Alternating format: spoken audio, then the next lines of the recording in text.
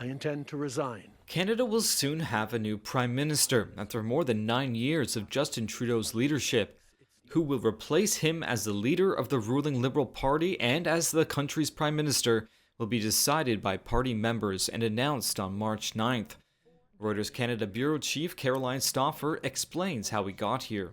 The real precipitating factor was actually happened in December, though, and that was when his finance minister, Chrystia Freeland, resigned in a very surprising way. He kind of took the holiday period to think about the best way forward, but he did, of course, end up resigning shortly after the holidays. But all indications from our reporting are that he had kind of intended to stay around and try to be the Liberal candidate for the next election. Running to replace Trudeau is Mark Carney, a former central banker who doesn't hold a seat in Canada's legislature. He's running as an outsider with considerable financial experience. Chrystia Freeland, once Trudeau's closest ally, she led the renegotiation of the North American Free Trade Agreement during U.S. President Donald Trump's first term. The two remaining candidates are former cabinet minister Karina Gould and retired Liberal legislator Frank Baylis. Well, it's going to be a wild ride. Chief data scientist at Nanos Research, Nick Nanos, says even before the results have been released, rival Conservative Party leader Pierre Poilievre has already taken aim at a perceived frontrunner.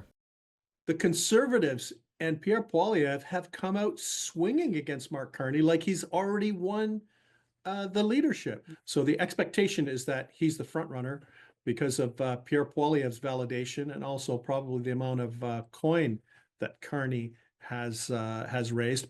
With Trudeau at the helm, polls had indicated the Liberals were certain to lose the next election. It was like the death spiral for the Liberal Party of Canada.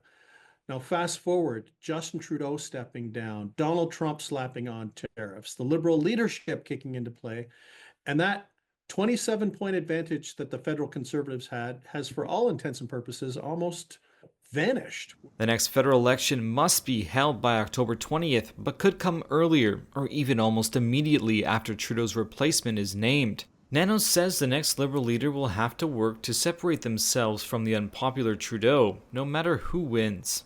But he says Canadian voters may be weighing other factors. For Canadians, they may end up voting for a party that they don't like. They may end up voting for a leader that they don't like, because the fundamental ballot question is not going to be, is it time for change, which is what we thought it was until 6 weeks ago.